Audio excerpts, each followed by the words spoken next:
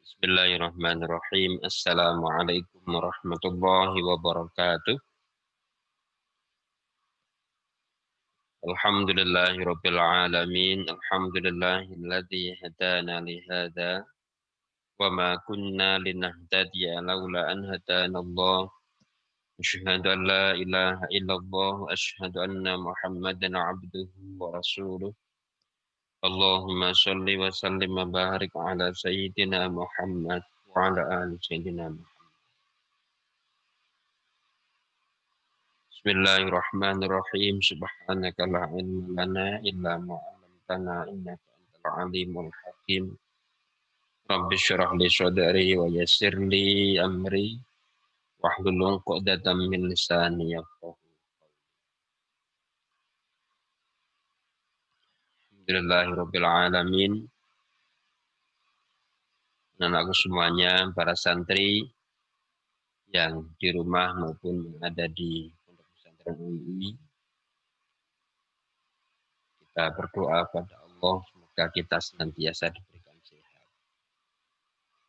Mari kita awali kegiatan pagi kita dengan kita mohon ridho kepada Allah Subhanahu wa taala. Kita membaca suratul Fatihah. Semoga ini menjadi bagian dari amaliyah istiqomah kita yang Allah akan karuniakan dengan istiqomahan itu beribu-ribu karomah dan maunah pada kita. Ila hadratin Nabi Mustafa sallallahu alaihi wasallam wa ala alihi wa azwajihi wa dzurriyyatihi wa sahabati ajma'in.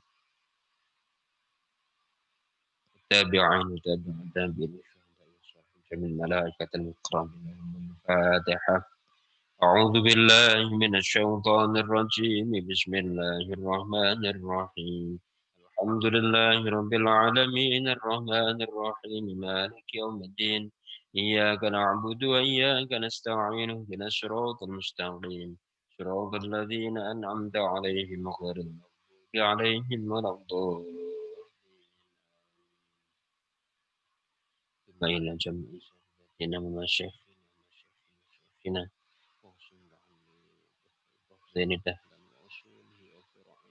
الفاتحة. أعوذ بالله من الشيطان الرجيم. بسم الله الرحمن الرحيم. الحمد لله رب العالمين الرحمن الرحيم مالك يوم الدين. إياك نعبد وإياك نستعين اهدنا الصراط المستقيم صراط الذين أنعمت عليهم غير المغضوب عليهم ولا الضالين. Bismillahirrahmanirrahim. Alhamdulillah, kita tetap bersyukur pada Allah bahwa sampai dengan pagi ini kita masih diberikan sehat. Sehingga kita masih bisa setidaknya mengawali hari kita dengan amaliyah istiqomah kita. Jadi kita berharap betul mudah-mudahan hanya satu titik amal kita yang kontinu ini yang masih bisa kita lakukan. Sehingga Allah berkenan memberikan ridhonya kepada kita. Allah pernah mengatakan, وَأَلَّوِ اسْتَقَامُوا عَلَى الطَّرِيقَةِ لَأَسْقَيْنَاهُمْ مَاءً غَدَقًا. Surah Jin. Kalau kita beristiqomah konsisten dalam satu jalur yang kita tempuh, لَأَسْقَيْنَاهُمْ مَاءً غَدَقًا, Allah akan memberikan air, ya. Ma'an ghadaqa, air yang melimpah jernih. Itu simbolik. Kita mengetahui bahwa air itu minal ma'i kulla syai'in hayyin. Jadi air itu sebagai sumber kehidupan. Maka ketika Allah mengatakan walla wistaqamu 'ala tariqati asqainahum ma'an ghadaqa, dan andikan mereka itu beristiqomah dalam menempuh jalan yang benar, kami akan berikan kepada mereka air yang jernih mengalir, yang segar, itu berarti kita bisa maknai Allah anugerahkan kehidupan kita itu kehidupan yang mudah, insya Allah. Itu menjadi satu keyakinan kita. Maka saya mengajak betul kepada semua santri-santri yang ada di sini untuk bisa istiqomah ya, dalam ngaji ini. Meskipun kadang kita mendapati penjelasan yang mungkin terulang, mungkin ya itu, atau mungkin ya kita sudah tahu. Tapi kita tetap berusaha untuk memahami lebih dari yang Allah suguhkan di ayat-ayat. Bismillahirrahmanirrahim. Kita meneruskan masih di surah At-Takatsur ya. Jadi kita masih di surah At-Takatsur. Kemarin kita sampai kepada masih di pesan makna yang kita tangkap ayat 3 sampai dengan 6. Dengan 7 ya. Kita sekarang coba membaca penjelasan dari guru kita, Prof. Zaini, ayat 3 sampai dengan 7 yang kemarin sudah pernah kita baca kesan makna dari terjemahan. Bismillahirrahmanirrahim. Kalla saufa ta'lamun, thumma kalla saufa ta'lamun. Dua ayat berikutnya mengandung peringatan keras dengan diulangi kata kala.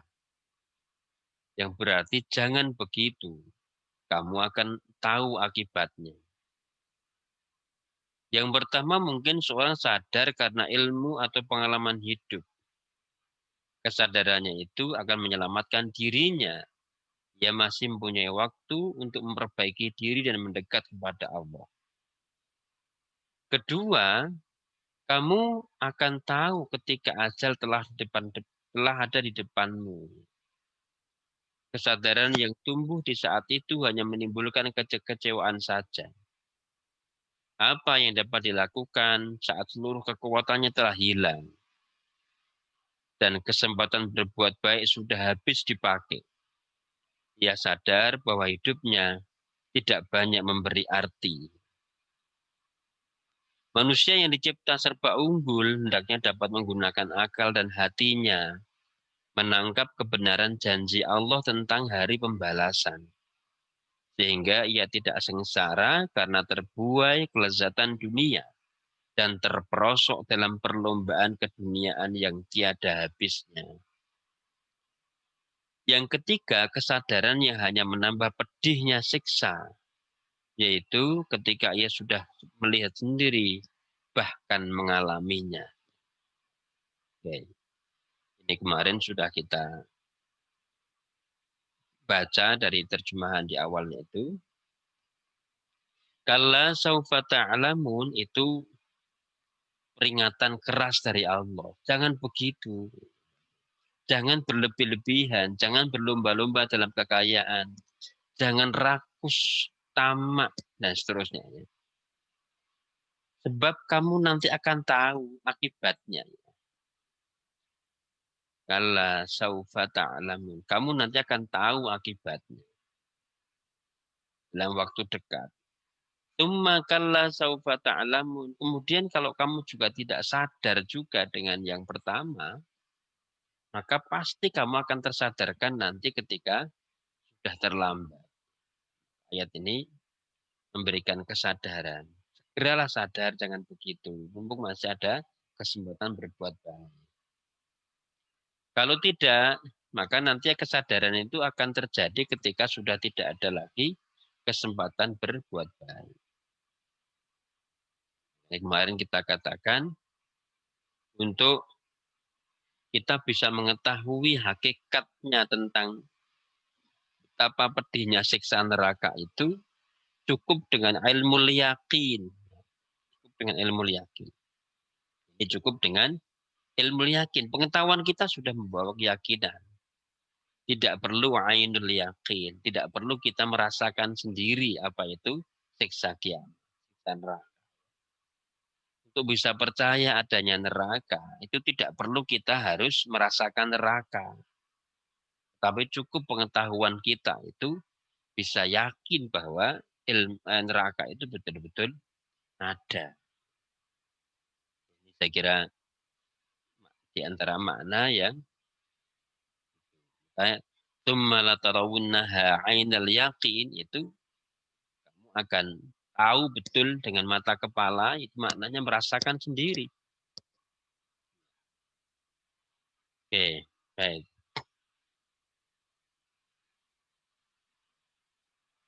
Itu ada kata-kata dari Prof. ini yang manusia dicipta serba unggul, hendaknya dapat menggunakan akal dan hatinya. Karena dua itu. Akal dan hati itu yang akan memimpin, yang akan memandu, ya. Memandu memahami ayat-ayat Allah. Sehingga kita menemukan betul makna hidup kita sejatinya itu seperti apa.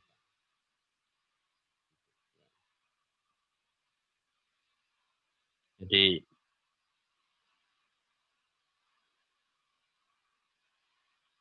ini ayat-ayat yang pendek-pendek, ya sebagaimana ciri khas dari uh, surah yang di Makkiyah.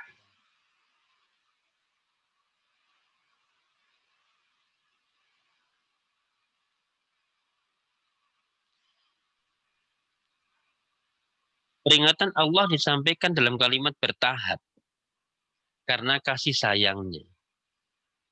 Bila kalimat itu diperpanjang, ini ya, mungkin kamu menyadari kebenaran hari pembalasan saat masih hidup, lalu memperbaiki diri. Saat itu kamu tertolong. Atau kamu sadar saat ajal datang kepadamu. Saat seperti itu tidak banyak artinya. Atau kamu sadar setelah melihat dan terlibat di dalamnya. Kesadaran yang demikian hanya menimbulkan kekecewaan. Jadi ini eh, tahapan kesadaran yang dikenalkan dalam Quran. Tahapan pertama adalah tahap ketika kesadaran itu kita masih ada di dunia. Yang masih punya kesempatan memperbaiki amal. Tahapan berikutnya itu tahapan ketika sudah sakratul maut. Itu ya sudah tidak ada maknanya lagi. Seperti sadarnya Fir'aun ketika mau tenggelam di Laut Merah. Ya. Itu kan kita mendapati riwayat atau informasi bahwa saat itu Fir'aun itu dia mengacungkan tangannya ke atas begini. Karena ini dia membenarkan beritanya Musa. Tapi itu sudah tidak ada gunanya lagi karena sudah tidak ada kesempatan memperbaiki. Masih mending kesadaran itu terjadi, masih ada kesempatan untuk berusaha berbuat baik meskipun itu belum sempat terlaksana. Kita diingatkan sebuah hadis, ya. Misalnya ada orang yang telah membunuh 99 orang. Kemudian dia minta fatwa. Ternyata fatwa yang pertama itu karena dia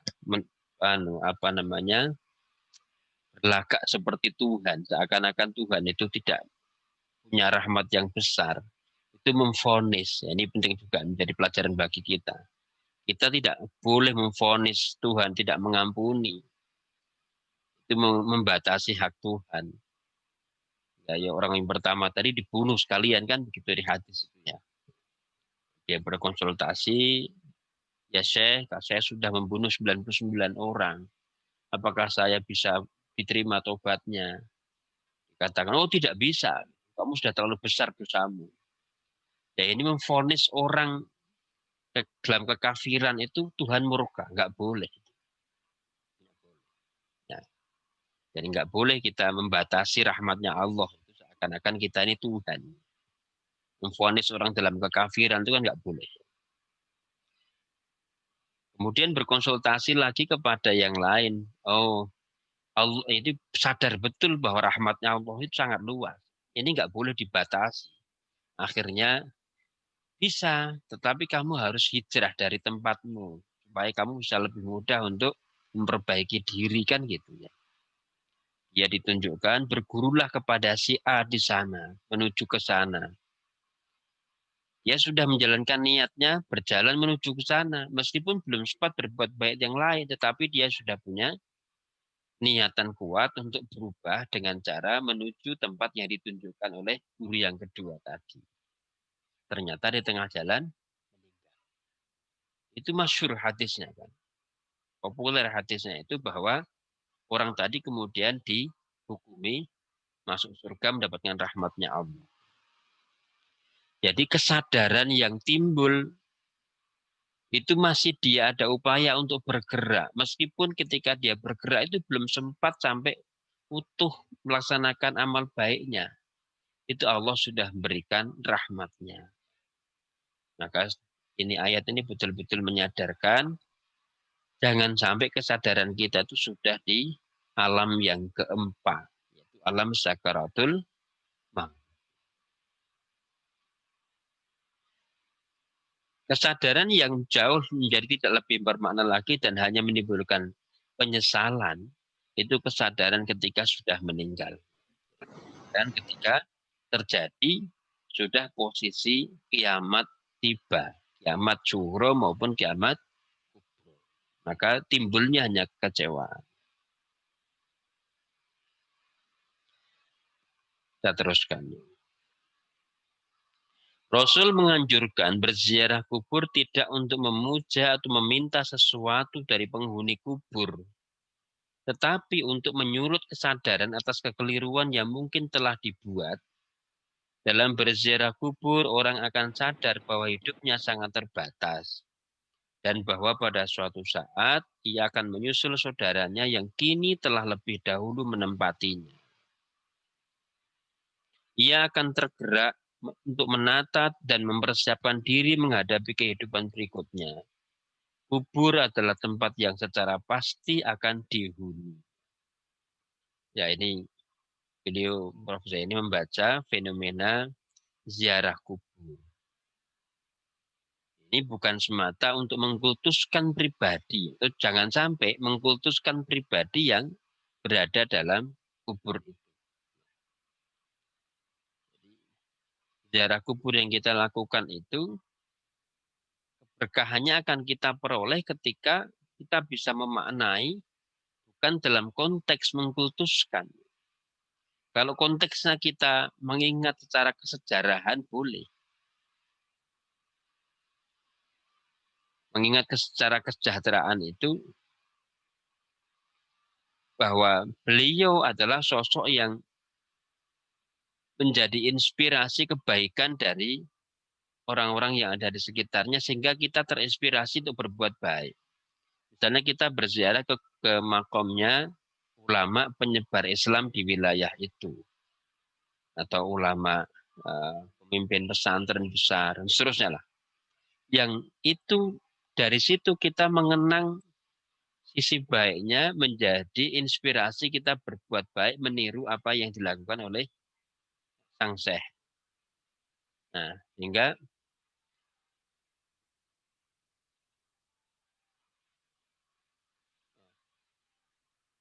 sehingga ini menjadi apa namanya penyadar ya. Jadi bukan jangan sampai kita terjebak kepada pengkultusan individu yang kita ziarahi. Saya kira nggak mungkin. Jadi jangan sampai begitu.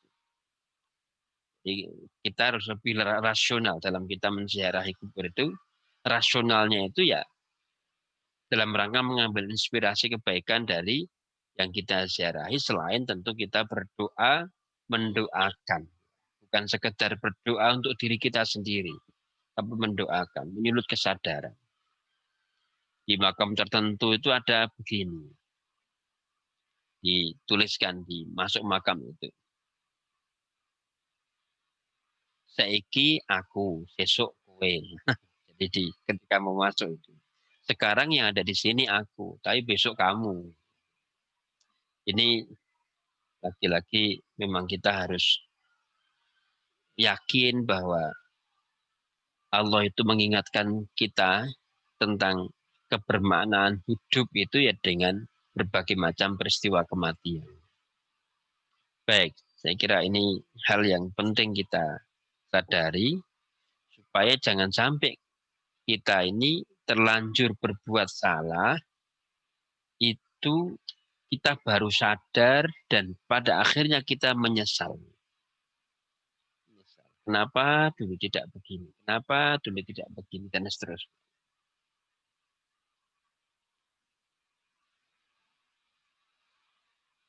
Nah, kemudian ditutup dengan ayat terakhir yang sebagai gongnya, ini bahasanya. Tsumma latus'alunna yauma idzin 'anin na'im.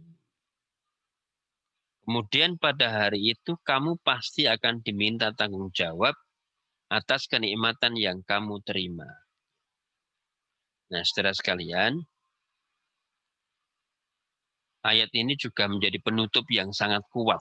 Kesan makna yang kita tangkap bahwa kita pasti akan mempertanggungjawabkan semua kenikmatan yang kita terima, baik yang kita minta, apalagi yang tidak kita minta. Jadi lebih-lebih yang kita minta. Kita akan bertanggungjawabkan amalia itu lebih kuat apa yang kita minta dan kita diberi dibanding sesuatu yang Allah berikan tanpa kita minta. Kedua-duanya kenikmatan yang harus dipertanggungjawabkan. Tetapi lebih-lebih kita harus bertanggung jawab terhadap sesuatu yang kita sendiri minta. Dan beda ya, secara logika saja. Kalau kita minta sesuatu kemudian dikabulkan, maka kita harus bertanggungjawabkan pemberian tadi. Tapi ada yang kemudian kita diberi saja.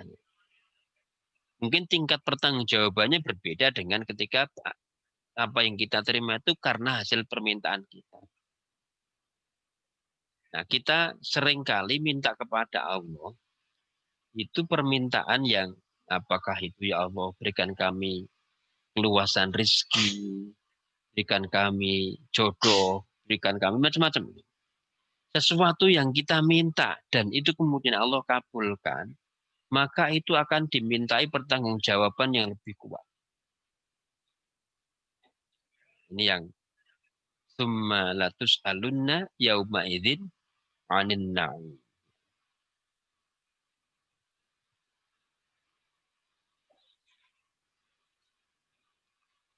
Ini ada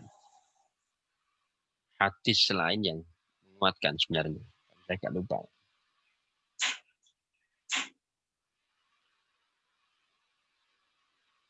Tapi intinya bahwa eh, semua kenikmatan yang Allah limpahkan itu pasti akan dimintai pertanggungjawab. Kalau harta kita akan dimintai dari mana kita dapat dan untuk apa kita belanjakan. Usia akan diminta untuk apa kita gunakan. Tenaga itu akan diminta untuk apa kita gunakan tenaga itu. Kita dikasih kesempatan enak makan. Dengan enak makan itu kita pusat tenaga. Untuk apa tenaga itu kita gunakan? Apakah disia-siakan begitu saja? Dan seterusnya. Itu nanti tidak ada sedetik pun yang Allah tidak akan mintai pertanggungjawab. Lebih celaka lagi, kalau kita sudah menggunakan buminya Allah, kita menggunakan fasilitas dari Allah, ternyata kita gunakan untuk mendurhakai Allah. Itu lebih celaka lagi. Kita diberikan fasilitas sangat banyak oleh Allah. Kemudian kita gunakan fasilitas tadi justru untuk menentang Allah. Ini kan orang yang paling tidak masuk akal. Orang yang paling tidak rasional. Summa latus'alunna yauma idzin 'anin. Kenikmatan yang diterima seseorang bukan miliknya. Ia lahir tidak punya harta dan ilmu. Allah yang memberinya modal sehingga seperti yang kini terjadi.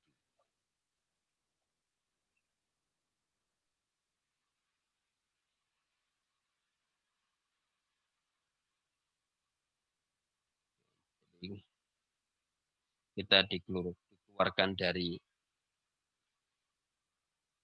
perut ibu kita itu kan la ta'lamuna syai'an. Kita tidak tahu apa-apa dan tidak punya apa-apa. Bukan harta yang kelak dibawa, tetapi amal yang dengan harta dapat ditingkatkan sebaik mungkin.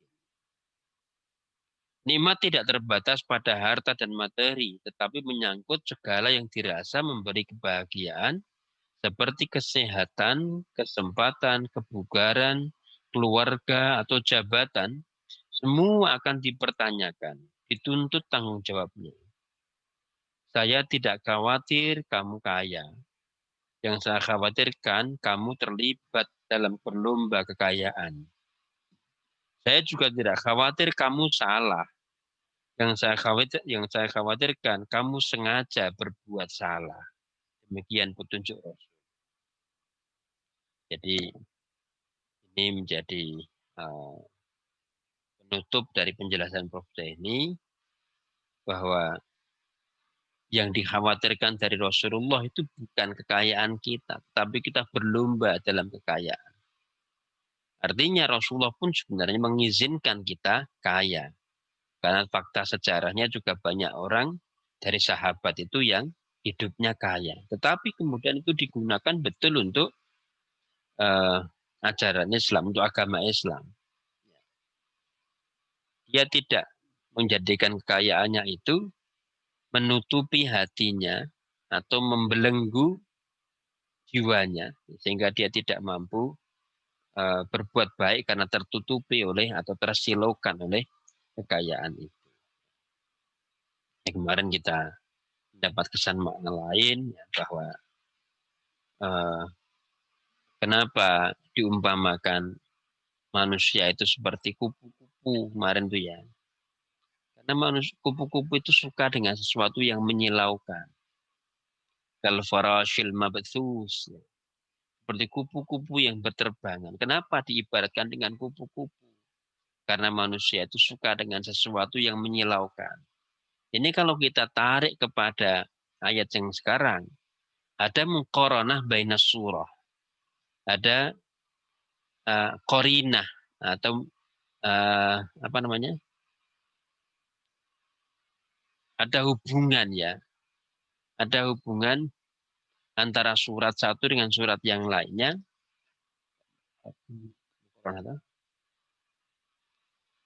Yang surat pertama bicara tentang bagaimana manusia itu seperti di akhirat nanti seperti kupu-kupu yang berterbangan. Lalu di ayat ini alhaakumut takatsur. Kupu-kupu tadi dimaknai sebagai makhluk yang suka dengan sesuatu yang menyilaukan. Ayat ini ternyata juga berbicara tentang manusia yang suka berlomba-lomba dalam. Oke. Yang perlu diperhatikan, kita baca tuh penutupnya. Berlomba dalam kebaikan perintah Allah. Berlomba kekayaan tipu daya setan. Allah selalu menguji hambanya. Kenikmatan adalah ujian Allah yang terberat. Kita lebih berat diuji dengan sesuatu yang menyenangkan dibandingkan diuji dengan sesuatu yang membuat kita sedih.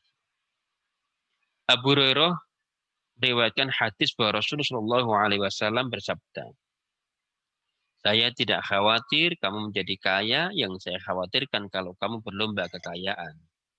Saya juga tidak khawatir kamu melanggar dosa, yang saya khawatirkan kamu sengaja melakukan dosa. Jami'us Shaghir, juz 2, halaman 5523. Hadis ke-5523. Ya Allah, dengan rahmat dan karuniamu, jadikanlah awal hariku ini yang membuka ragam kebaikan bagiku. Di tengahnya tercapai kebahagiaanku, di akhirnya tergenggam keberhasilanku. Ya Allah, jadikan awal hariku ini pembuka pintu rahmatmu. Tengahnya pembuka segala nikmatmu, ujungnya pelengkap kemuliaan dan ampunanmu. Yahya, jilid 1, 3. Berikutnya kita baca ya. Ibnu Abbas meriwayatkan hadis bahwa Rasulullah Shallallahu Alaihi Wasallam bersabda, dua kenikmatan yang banyak orang tertipu olehnya, nikmat sehat dan nikmat waktu longgar. Nilai sehat dan waktu sangat tinggi dan cepat berlalu, maka harus digunakan seluas mungkin. Oke, saya kira itu yang kita baca untuk pagi ini. Mudah-mudahan selalu ada faedahnya dan kita bisa memetik manfaat dari aktivitas yang kita lakukan ini. Kita selalu bisa mengambil makna dari yang kita lakukan setiap pagi. Mari kita tutup dengan bersama membaca hamdalah dan menutup majelis. Alhamdulillahirabbil alamin. Subhanakallahumma bihamdika asyhadu an la ilaha illa anta astaghfiruka wa atubu ilaik. Assalamualaikum warahmatullahi wabarakatuh.